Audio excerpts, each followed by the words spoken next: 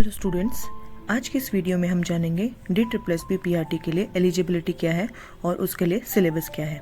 ये complete guide है beginners के लिए, जो बच्चे अभी PRT की प्रिपरेशन स्टार्ट कर रहे हैं और कोई भी आइडिया नहीं है कि PRT का एग्ज़ाम कैसे होता है और क्या एलिजिबिलिटी है, उनके लिए ये फुल गाइड है। तो लेट्स स्टार्ट।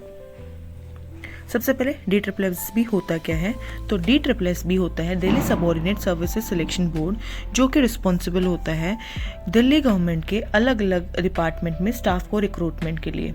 तो इसमें से ही प्राइमरी टीचर, TJT और PJT ये स्कूल्स में डेप्यूट होते हैं ये टीचर, और यहाँ पे हम PRT की बात करेंगे। तो सबसे पहले PRT क्या है? Primary teacher. ऐसे टीचर जो फर्स्ट क्लास से लेके 5th क्लास के बच्चों को पढ़ाते हैं वो होते हैं प्राइमरी टीचर, और वे सारे सब्जेक्ट्स पढ़ाते हैं, इंग्लिश, हिंदी, मैथ्स, EVS और जो बेसिक एक्टिविटीज़ है वो प्राइमरी टीचर का रिस्पॉन्सिबिलिटी होती है। हाँ, दिल्ली गवर्नमेंट के स्कूल में मदर टीचर का कॉन्सेप्ट है, मतलब एक टीचर पूरे सारे सब्जेक्ट्स पढ़ाएंगे। नेक्स्ट, एलिजिबिलिटी क्राइटेरिया क्या है? तो DSSB PRT की वैकेंसी के लिए अप्लाई करने के लिए सबसे पहले हमें 3 चीज़ों को ध्यान में रखना है। सबसे पहले एजुकेशनल क्वालिफिकेशन, फिर है प्रोफेशनल क्वालिफिकेशन और फिर है एज लिमिट। तो चलिए अब एजुकेशनल क्वालिफिकेशन देख लेते हैं। एजुकेशनल क्वालिफिकेशन में बच्चे को 12th में 50% के साथ पास आउट होना चाहिए, 12th क्लास में 50% मार्क्स हो या फिर ग्रेजुएशन में 50% मार्क्स हो। तो ये है हमारी एजुकेशनल क्वालिफिकेशन। वहीं प्रोफेशनल क्वालिफिकेशन के लिए बच्चा जो एस्पिरेंट है PRT के लिए वो DLED हो, मतलब डिप्लोमा इन एलिमेंट्री एजुकेशन, जो कि हमारी डाइट्स पे कराती है, bachelor in of elementary education यानी कि BLED हो, या और इन दोनों में से कोई एक हो। एंड प्राइमरी टीचर के लिए CTET central teacher eligibility test qualified होना बहुत ही ज़रूरी है। ये मस्ट है CTET क्वालिफिकेशन। इसके बिना हम प्राइमरी टीचर में के लिए अप्लाई नहीं कर सकते। प्राइमरी टीचर के लिए पेपर 1 क्वालिफाई करना बहुत ही ज़रूरी है। अगर आपका CTET पेपर 1 क्वालिफाइड है तभी आप PRT के लिए अप्लाई कर पाओगे। फिर हमारी बात आई है एज क्राइटेरिया। तो एज क्राइटेरिया इसमें है मिनिमम एज 18 साल है, और मैक्सिमम एज यानी कि जो बड़ा है मतलब मैक्सिमम एज है 30 ईयर्स। 30 साल तक हम इस वैकेंसी के अगेंस्ट अप्लाई कर सकते हैं। वहीं एज रिलैक्सेशन दी गई है OBC को 3 साल की, SC ST को 5 साल की और PWD को 10 ईयर्स की। अब है सिलेक्शन प्रोसेस।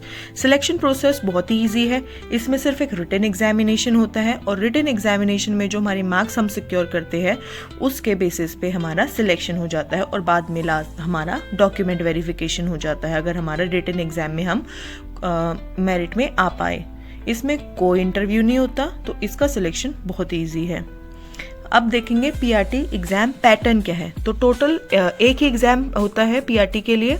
टोटल 200 क्वेश्चंस होते हैं, 200 मार्क्स का होता है, और जो एग्ज़ाम ड्यूरेशन है वो भी 2 घंटे की होती है, और इस पेपर में नेगेटिव मार्किंग है 0.25 की। अब हम देखेंगे कि सब्जेक्ट्स क्या है DSSB PRT एग्जाम में। तो इसमें 6 सेक्शंस है। सबसे पहले जर्नल अवेयरनेस, फिर reasoning ability, numerical ability, Hindi language, English language, और फिर पार्ट 2 है उस पेपर का। ये पार्ट 1 है। ये 5 सब्जेक्ट के 20 क्वेश्चंस आते हैं 20 मार्क्स के, यानी कि 100 मार्क्स का। फिर पार्ट 2 जो कि बहुत ही इंपॉर्टेंट है, पूरे 100 मार्क्स का होता है और 100 क्वेश्चंस होते हैं, वो होता है हमारा टीचिंग मेथोडोलॉजी से रिलेटेड।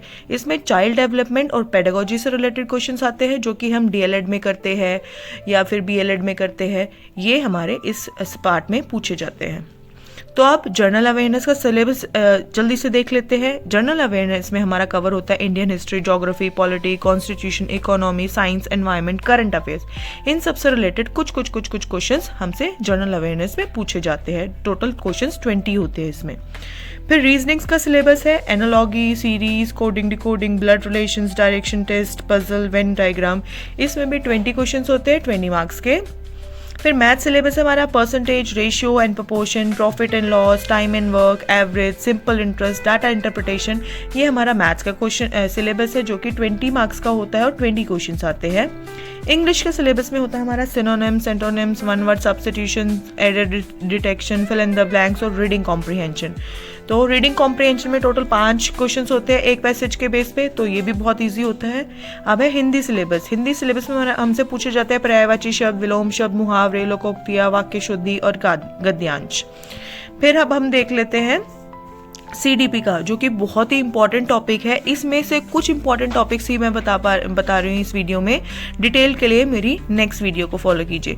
इसमें लर्निंग थ्योरीज बहुत इंपॉर्टेंट है, चाइल्ड डेवलपमेंट स्टेजेस है, टीचिंग मेथड्स हो गया, क्लासरूम मैनेजमेंट हो गया, अलग अलग जो साइकोलॉजिस्ट से हमें थ्योरीज दी गई है वो हमारे लिए बहुत ही इंपॉर्टेंट है। प्रिपरेशन टिप्स, इसके लिए सबसे जो बेस्ट प्रिपरेशन स्ट्रैटेजी रहेगी, इसके लिए जो बेस्ट प्रिपरेशन स्ट्रैटेजी रहेगी वो होगी हमारी NCERT बुक्स को स्टडी कीजिए, प्रीवियस ईयर क्वेश्चंस को प्रैक्टिस कीजिए, CDP की थ्योरीज को रिवाइज कीजिए और डेली MCQ प्रैक्टिस कीजिए। ये हमारी इंपॉर्टेंट प्रिपरेशन टिप रहेगी।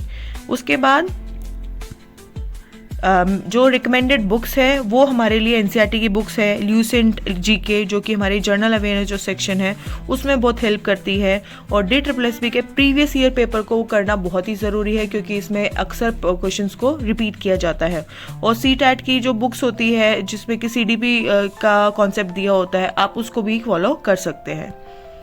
फिर अगर आपको अपनी DSSB की प्रिपरेशन स्टार्ट करनी है तो उसके लिए CDP कॉन्सेप्ट्स को क्लैरिफाई कीजिए, मैथ्स ट्रिक सीखिए, इंग्लिश रूल्स के लिए और डेली MCQ के लिए आप PRT अकेडमी को भी फॉलो कर सकते हैं। इस चैनल पे आपको सभी से रिलेटेड आपको कोई ना कोई वीडियो मिलेगी जो कि आपके एग्जाम के लिए बहुत ही हेल्पफुल रहेगी। Thanks for watching.